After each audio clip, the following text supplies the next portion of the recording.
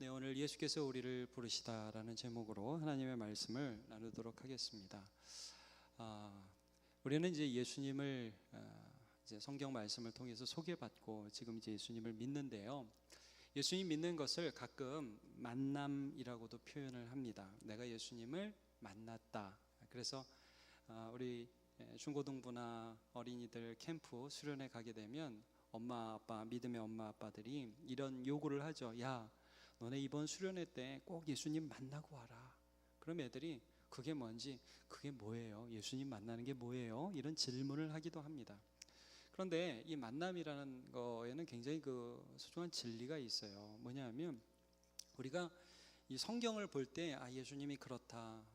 우리가 계속 봤지 않습니까? 예수님은 창조주 하나님이시면서 하나님 아버지를 드러내신 아들 하나님이시다.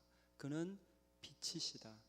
그를 믿는 자는 영생을 얻는다. 하나님의 자녀가 되는 권세를 얻는다. 세례 요한이 어떻게 증거했습니까? 율법의 마지막, 그 다음에 선지자의 마지막의 역할로서 세례 요한이 저분 예수님은 성경이 전체적으로 말씀하셨던 하나님의 우리의 죄를 지고 가는 하나님의 어린 양이다. 그리고 예수님을 향해서 어떻게 말씀을 했냐면 요엘 선지자가 말씀한, 요엘 선지자를 통해서 하나님 말씀하신 성령으로 세례를 주시는 분이 바로 저 예수님이다. 자, 이 모든 것은 예수님에 대한 어떤 객관적인 사실들을 말씀해 주고 있습니다. 예수님이 그런 분이다라는 것이죠. 근데 여러분, 예수님을 믿는다라는 것은 예수님이 그런 분이다라는 것을 아는 데에서만 그치지 않습니다. 예수님을 믿는다는 것은 그 성경에 어마어마한 하나님의 아들이신 예수님이 바로 나의 죄를 지고 가신 하나님의 어린 양이며 나에게 성령 세례를 주신 성령으로 세례를 주는 분이시고 나의 창조주라는 것이죠. 그것이 어느 순간 만남을 통해 우리 안에 이루어진 것입니다. 우리가 지난주에 살펴본 바에는 우리 살펴본 것처럼 우리 안드레와 그다음에 안드레와 요한이 나오죠. 요한은 이름은 나오지 않지만 세례 요한의 제자 이 두 사람이 예수님을 쫓아가라고, 저분이 하나님의 아들이라고 그러니까 이 둘이 예수님을 쫓아가서 랍비여 어디 계십니까? 난 당신이 알고 싶습니다. 와서 봐라. 그래서 예수님을 만나고 나서요, 그들이 너무너무 흥분하고 개인적 만남을 통해서 성경 속에서 말씀하신 그분이 바로 이분이구나라는 확신을 가지게 됩니다. 그렇게 돼서 이들에게 어떤 변화가 일어났냐면 그 중에 특별히 안드레라는 베드로의 형제죠. 시몬의 형제가 자기 형에게, 형인지 동생인지 정확하게는 안 나옵니다. 찾아가서 우리가 메시아를 만났다고, 너도 만났으면 너무 좋겠다고 그에게 예수님을 소개합니다. 그래가지고 여러분, 우리가 지난주에 자세히 보지는 않았지만 이런 일이 있죠. 42절을 한번 보세요. 데리고 예수께로 오니, 안드레가 베드로, 시몬이죠. 베드로를 예수님께 데리고 옵니다. 그러니까 예수님이 그를 보시고 이르시되, 야, 너는 요한의 아들 시몬이니. 여기 굉장히 재미있는 말씀이 있어요. 베드로를 지금 처음 보거든요. 물론 모르겠습니다. 안드레가 우리 형 데려올 거니까 예수님 잘 좀 해주세요. 전도 좀 잘 좀 되게 해주세요. 미리 말을 했을지 잘 모릅니다. 그러나 아마도 잘 모르는 상황에서 안드레가 딱 데려왔으니, 안드레도 그 전날 처음 봤으니까 딱 데려왔는데, 너는 요한의 아들 시몬이다. 그런데 그 다음에 또 뭐라고 말씀을 하시냐면 장차 게바라 하리라 하시니, 게바, 여러분 게바는 번역하면 베드로다. 이 뜻은 반석이란 뜻이거든요. 그러니까 이게 무슨 말씀이냐면 베드로라는 사람, 예수님을 처음 만났는데 일단은 자기 이름을 아는 거예요. 너 이름 뭐다? 넌 누구 아들이다? 그 다음에 뭐라고 말씀하셨냐면 너의 미래에 너는 반석과 같은 사람이 될 것이다. 장차 네 이름이 그렇게 바뀔 거야. 미래까지 보시죠. 실제로 이 베드로는 아직까지 시몬입니다. 여러분, 베드로는 본명이 아니에요. 예수님이 지어준 이름입니다. 아직까지는 시몬인데 나중에 예수님 한참 쫓아다니다가 마태복음 16장에 가시면, 여러분 예수님이 제자들한테 이 자기에 대해서 물어보시잖아요. 야, 사람들이 나 뭐라고 하더냐? 그러니까 많은 제자들이 사람들이 엘리야라 하던데요, 무슨 선지자라 하던데요. 그러면 너네는 나를 누구라 하느냐? 베드로가 뭐라고 그럽니까? 주는 그리스도시요 살아계신 하나님의 아들이니이다. 그때 예수님이 뭐라고 말씀하세요? 너는 베드로라. 내가 이 반석 위에 내 교회를 세우리라 말씀하시죠. 그러니까 이 베드로를 처음 만났을 때 이 베드로는 만남을 통해서 뭘 경험했냐 하면, 처음부터 예수님이 뭐 하나님의 아들이신지, 예수님이 천지 창조를 하신 분이신지, 예수님이 하나님의 어린 양인지, 예수님이 성령으로 세례를 베푸는 분인지 자세히 베드로가 몰랐던 것 같아요. 그러나 하나 분명히 알았습니다. 저분이 대단한 분인데, 저분은 도저히 나를 알 수가 없는 분인데 어떠한 능력 때문인지 나를 아시더라. 여기서 넘어진 거예요, 여러분. 여기서 엎드러진 겁니다. 저분이 나를 안다. 근데 단순히 현재나 과거의 나만 아는 게 아니라 미래의 나까지 안다. 저분 따르고 싶네. 여러분, 이게 믿음입니다. 우리 쪽에서 믿음이 생기는 것이죠. 자, 예수님이 어떤 분인지를 성경에서 말씀하시고 그 예수님을 만나는 인생마다 이렇게 변화가 일어나기 시작했던 것입니다. 그러면 오늘 본문에는 어떤 사람이 나오느냐 하면 빌립과 나다나엘이라는 사람이 나옵니다. 자, 누군지 여러분 기억하시겠죠? 빌립, 그 다음에 나다나엘이 나옵니다. 빌립을 전도하는 그런 부분은 굉장히 간단하게 기록되어 있습니다. 여러분 43절과 44절을 보시기를 바랍니다. 이튿날 예수께서 갈릴리로 나가려 하시다가, 자, 예수님이 이 요단강 아래쪽 벳세다, 또 요한이 세례 주던 곳, 이곳에 있다가 쭉 위쪽으로 가시는 그런 과정이었습니다. 근데 쭉 갈릴리로 나가시다가 빌립을 만나십니다. 빌립을 만나 그러죠. 43절에 보면 빌립을 만났습니다. 이르시되 나를 따르라. 자, 지난번 본문에 보면 안드레와 요한에게는 와서 보라 그러시죠. 나를 좀 봐라. 자, 빌립에게도 나를 따르라, 예수를 만나라. 거기서부터 모든 변화가 시작된다. 나를 따르라. 그러니까 44절, 빌립은 안드레와 베드로와 한 동네 벳세다 사람이라, 이렇게만 기록되어 있습니다. 도대체 빌립이 예수님을 만나서 무슨 일이 있었는지 전혀 성경은 자세히 기록하고 있지 않습니다. 그런데 이 빌립이 예수님의 부르심을 따라서 예수님을 만납니다. 만난 다음에 분명히 무슨 일이 있었던 것 같아요. 그걸 어떻게 알 수 있냐면 그 다음 절을 보면요, 44절 쭉 보시면 45절이네요. 빌립이 예수님을 만난 다음에 견디지를 못해요. 마치 안드레가 예수님을 만난 다음에 자기 형 베드로에게 꼭 이분을 소개시켜줘야 하는데 라는 그런 생각이 들었던 것과 똑같이 빌립도 갑자기 머리를 땅 치는 사람이 있었어요. 그 사람이 누구냐면 나다나엘이라는 사람이에요. 이 뭐 같은 동양 친구였는지 어떤 사람인지는 자세히 모르겠어요. 그런데 나다나엘이 그의 마음을 이 사람에게 가서 예수님을 소개해야겠다. 자, 45절, 빌립이 나다나엘을 찾아 이르되 야야야, 모세가 율법에 기록하였고 여러 선지자가 기록한 그 일을 우리가 만났으니 요셉의 아들 나사렛 예수시니라, 예수니라, 딱 말을 했어요. 그러니까 여러분 이거죠. 이 사람한테 예수님 소개하면 되게 좋아할 거야. 내가 아는 사람 중에 이 나다나엘은 정말 예수님 만나면 정말 좋아할 거야, 이런 기대가 빌립에게 있었어요. 그래서 딱 찾아가서, 야, 모세가 기록한 그 메시아, 여러 선지자가 기록한 그 그리스도가, 내가 만난 그분 너한테 소개시켜주고 싶어서 여기 왔어. 그분은 누구냐면 요셉의 아들 나사렛 예수야, 이 말을 하는데 나다나엘이 그 말이 확 걸렸어요. 왜 걸렸느냐? 여러분 거기 보세요. 47절에 보니까 46절에 보니까 나다나엘이 이르되, 자, 나사렛에서 무슨 선한 것이 날 수 있느냐? 나사렛이라는 동네에 대해서 딱 듣자마자 마음이 걸렸어요. 여러분 우리가 이제 나사렛 예수다라는 단어를 굉장히 많이 듣지 않습니까? 나사렛 나사렛이라는 지명, 이 동네는 이스라엘에 이렇게 길게 있으면 북쪽에 위치한 동네예요. 그리고 예수님이 그곳에서 자라나셨죠. 그곳 출신이시죠.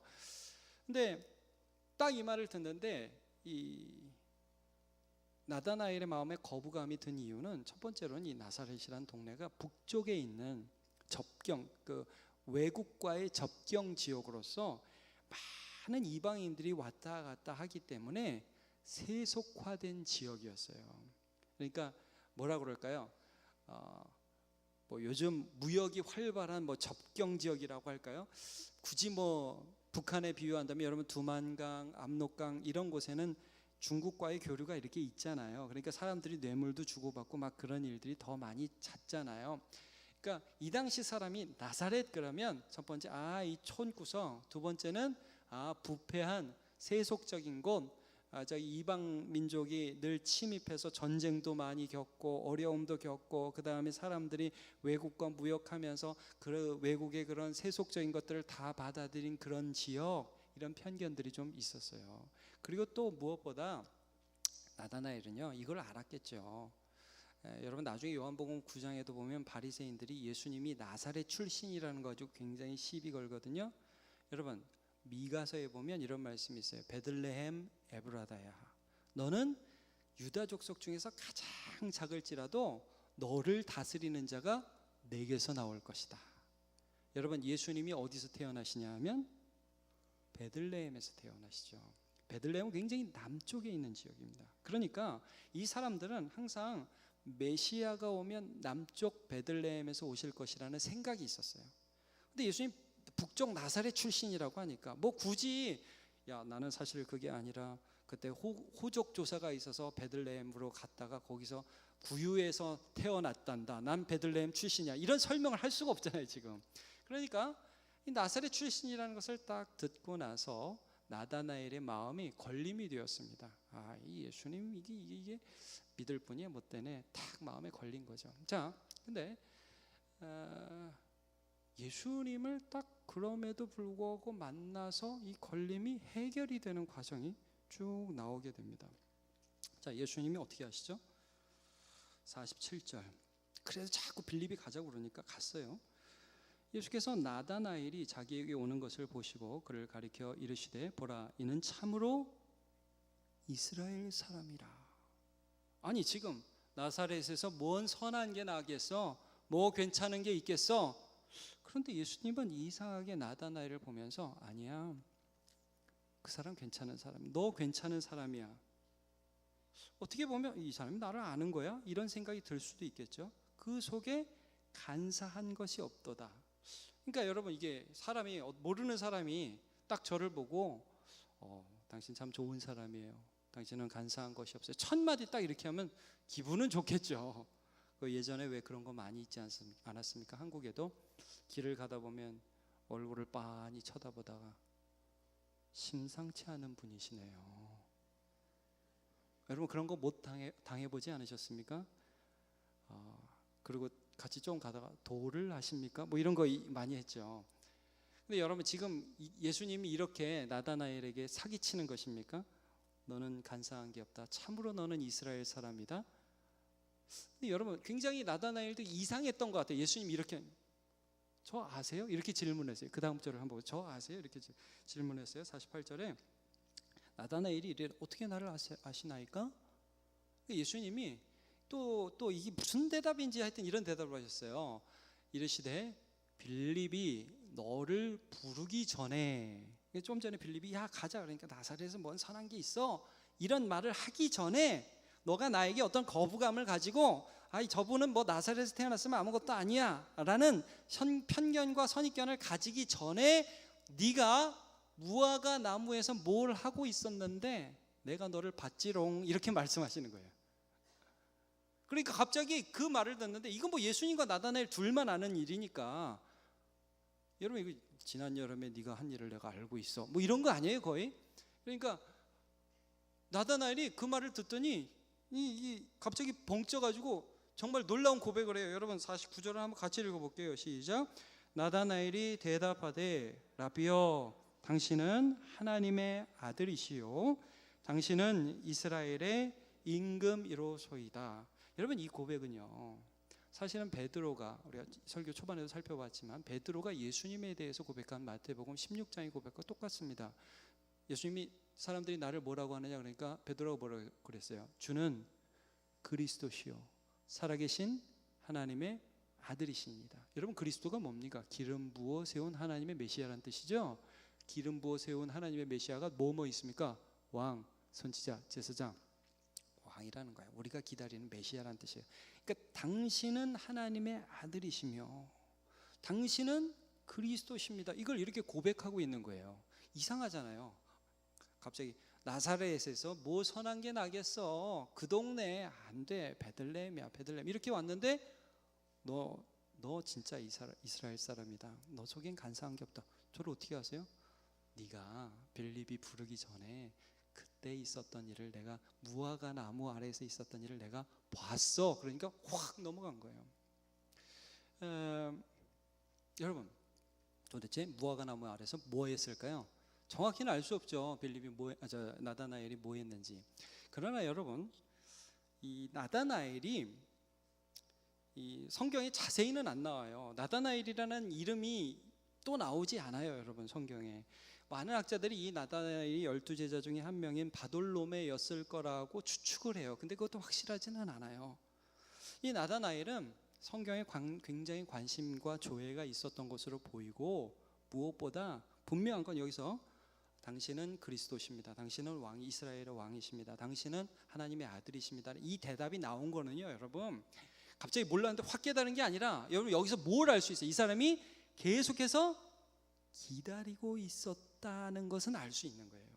여러분, 생면부지 아무것도 모르는 사람 딱 봤는데 어떤 대답이 나왔다면 그 사람이 평소에 고민하고 있는 게 나오는 거예요. 제가 초등학생 데리고 막 말을 많이 한다고 해서 어떤 원하는 대답을 초등학생이 내지 못해요. 그러니까 이 나다나엘은요, 속에 메시아를 기다리는 마음이 있었고, 그 다음에 성경에 대해서 관심을 가지고 보았던 사람이라는 것을 사실은 빌립이 나다나엘을 부르는 그 장면에서도 알 수 있는 거예요. 여러분, 빌립이 나다나엘을 부를 때 어떻게 부릅니까? 아까 그냥 좀 대충 봤는데, 여러분 45절을 보시면 어떻게 하죠? 빌립이 나다나엘을 찾아 이르되, 그 다음 같이 읽어봐요. 시작. 모세가 율법에 기록하였고 여러 선지자가 기록한 그 일을 우리가 만났으니 요셉의 아들 나사렛 예수니라. 그러니까 빌립이 이걸 알았던 거예요.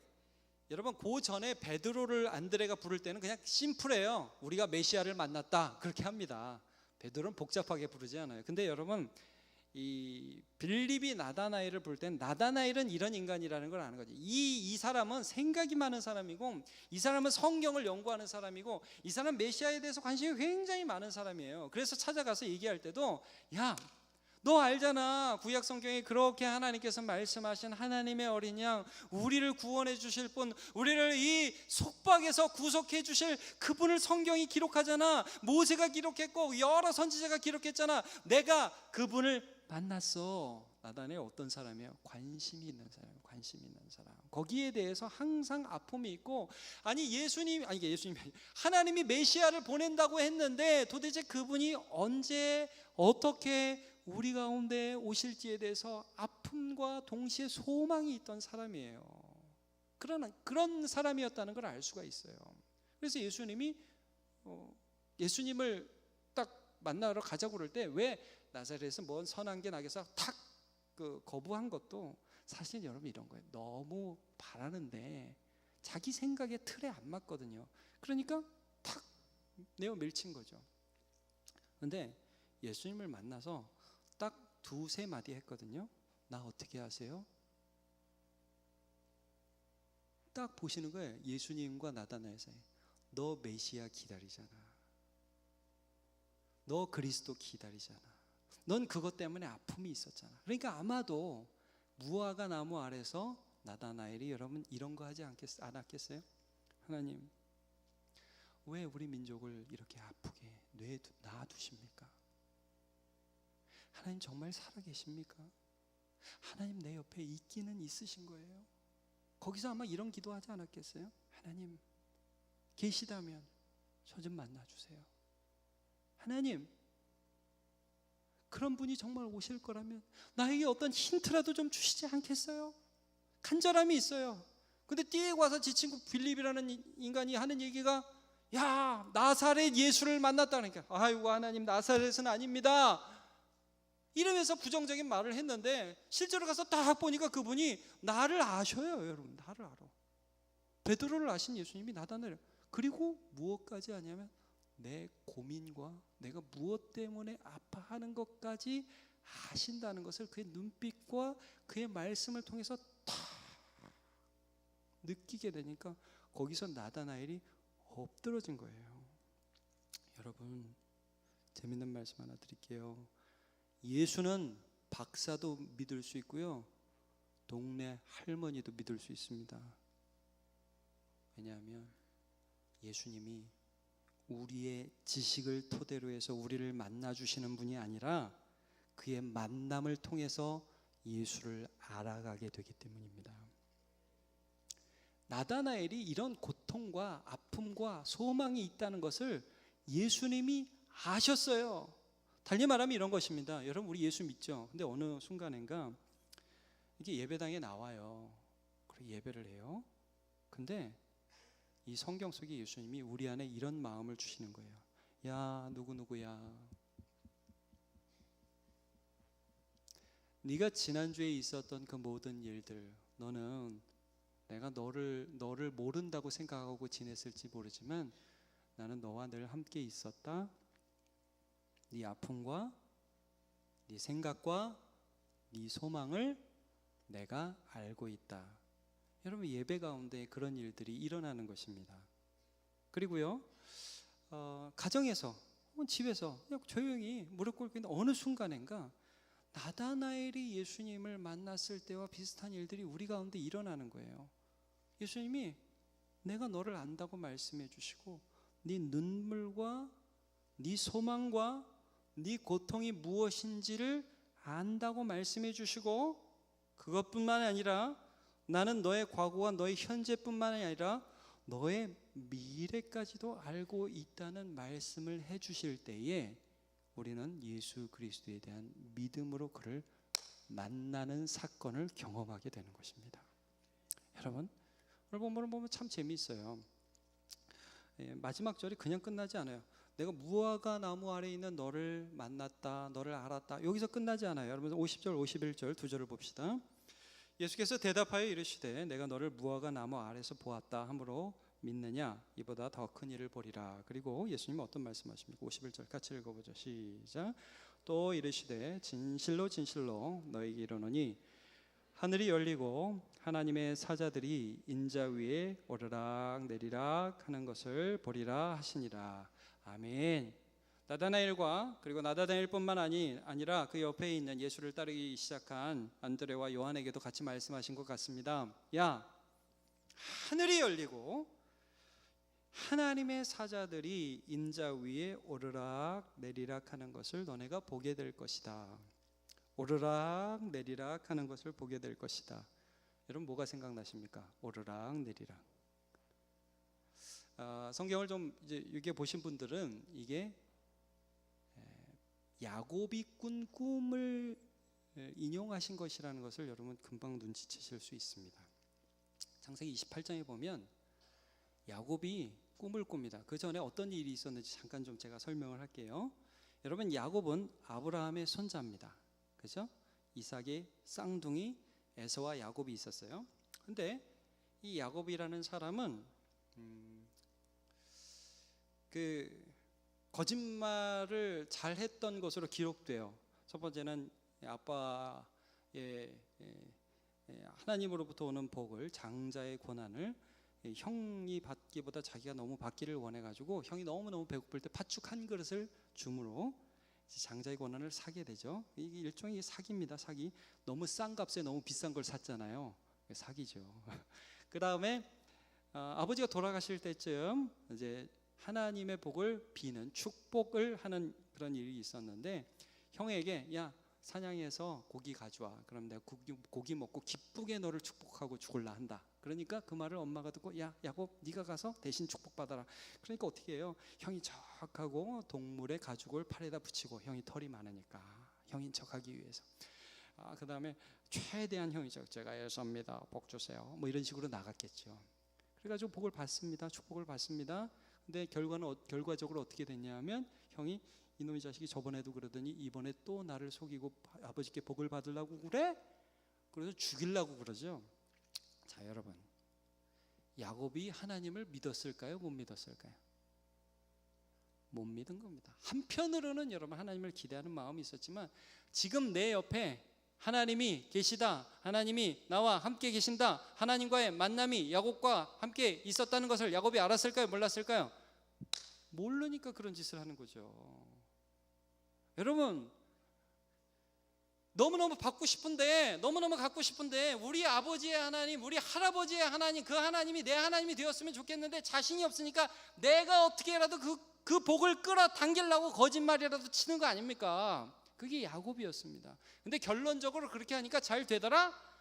아니야, 안 되더라. 그래서 이 인간이, 이 사람이 이 에서를 도망해가지고, 에서를 피해가지고 멀리 결혼을 빙자해서 아내 구하는 명목으로 멀리 엄마의 고향인 밧단 아람으로 가는 도중에 외롭게 한 돌산에서 잠을 자잖아요. 돌비계를 펴고 잠을 자지 않습니까? 참 요즘에는 옥비계 뭐 일부러 구해서 자기도 하지만, 그때 돌베개야 무슨 옥이었겠습니까? 그 돌베고 자는 게 그게 어떻게 그게 사람이 할 짓입니까? 그게 자는데 거기서 꿈을 꿉니다. 꿈이 참 희한한 꿈이에요. 다 봤는데 하늘과 땅에 사다리가 쭉 달려 있고, 그 다음에 그 사다리에 왔다 갔다 하나님의 사자가 오락가락해요. 오르락 내리락해요. 그 위에서 하나님 뭐라고 그러죠? 야곱아, 내가 어디를 가든지 너와 함께 하겠다. 여러분, 이 타이밍이 지금 내가 너와 함께 하겠다는 타이밍입니까? 하나님이 뭐라고 그러셔야죠? 야곱아, 이 거짓말쟁이 나쁜 놈의 자식 야곱아, 너는 어떻게 형을 속여도 이렇게 2번이나 속일 수 있냐? 내가 너와 죽어도 함께 하나 보자. 이렇게 하셔야 되잖아요, 원래. 안 그래요? 그때 그래야 될 때잖아요. 나는 진짜 너 같은 인간은 진짜 사랑할 수가 없다, 할래도 할 수가 없다, 그래야 되잖아요. 그때 아주 싸다, 싸. 다음엔 돌을 2개 비고 자라, 뭐 이런 식으로 나와야 되잖아요. 근데 하나님께서 정말 말도 안 되는 말씀하죠. 야곱아, 내가 반드시 너와 함께 하겠다. 반드시 너를 돌아오게 하겠다. 이 땅을 너한테 주겠다. 이런 말씀을 하죠. 여러분, 야곱이 일어나서 무슨 고백을 하는 줄 아세요? 이런 고백을 해요. 자, 창세기 28장 16절 같이 한번 읽어보죠. 시작. 야곱이 잠이 깨어 이르되 여호와께서 과연 여기 계시거늘 내가 알지 못하였도다. 야곱이요, 하나님을 만났어요. 뭐냐면요, 여러분, 야곱은요, 아브라함, 그의 할아버지 아브라함이 살아있을 때 태어난 사람입니다. 물론 일찍 아브라함이 죽었겠죠. 그러나 아마 어렸을 때 할아버지로부터 하나님에 대한 많은 이야기를 들었을 거예요. 이삭에게 뭐 입이 닳도록 들지, 귀가 뭐가 닳도록 들어야 됩니까? 하여튼 뭐 닳도록 듣지 않았겠습니까? 야, 하나님이 우리 아버지한테 어떻게 하셨는 줄 알아? 야, 하나님 모리아 산에서 나를 아버지가 드리라고 하니까 진짜 드리려고 그랬는데, 야, 하나님이 거기다 순양 예비해 두셨더라. 야, 하나님이 우리 본토 친척 아비집을 떠난 우리를 어떻게 인도해 주셨는지 알아? 하나님은 정말 짱이야, 막 많이 얘기했을 거 아니에요. 근데 여러분, 그거는요, 들은 하나님. 야곱은요, 그 하나님이 너무 내 하나님이 되고 싶은데, 내 하나님으로 믿고 싶은데 하나님이 옆에 계신지 믿어지지가 않고, 하나님이 나를 도와주시는 분인지 느낄 수가 없어서 힘들어서 거짓말을 하는 거예요.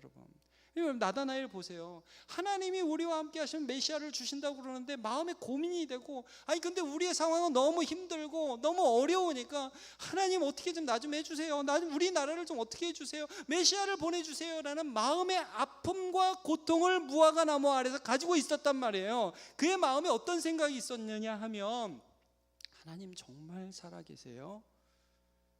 하나님 정말 내 옆에 계신 거 맞습니까? 하나님 그렇다면 왜 이렇게 나는 힘들죠라는 고민이 있었어요. 근데 예수님이 그를 만나서 어떻게 말씀해 주신 거예요? 내가 너의 눈물을 보았다. 여기서 넘어진 거예요. 여기서 엎드러진 거예요. 여기서 만난 거예요. 아, 예수님 정말 메시아다. 야곱이 우리 아빠 하나님, 우리 할아버지 하나님 정말 살아계신 하나님이시다라는 사실을 경험하게 된 것입니다. 저는 이제 우리 모든 성도들이 2016년 살아가는데 우리 역시 그럴 때가 있잖아요. 여러분 세상 살아가다 보면 그런 마음이 들잖아요. 하나님 살아계신지, 나 혼자 같고, 내가 눈물을 흘리면 하나님 못 보시는 것 같잖아요. 근데 나다나엘에게 예수님이 그거 말씀해 주신 거예요. 내가 네 눈물을 보았다는 거예요. 네가 얼마나 아픈지를 보았다는. 그리고 내가 야곱에게 해준 그 확신 있잖아요. 하나님의 은혜가 땅에 연결되어서 하나님의 은혜를 가득 담고 하나님의 사자들이 이 땅에 주님의 은혜들을 쏟아 부어주실 것이며 너의 눈물과 아픔을 가지고 다시 하나님 앞에 올라가서 너의 마음을 드려줄 것이다. 예수 그리스도께서 십자가로 이 땅과 하늘을 연결하여 주셔서 우리의 모든 눈물을 가지고 하나님 아버지께 드리며 하나님의 아버지의 은혜를 우리에게 쏟아 부어주실 것을 나다나엘이 교회라는 공동체를 통해서 하나님이 하실 일들과 비전들을 선포받는 자리였습니다. 여러분, 우리가 하나님을 만날 때마다 무슨 일이 일어납니까?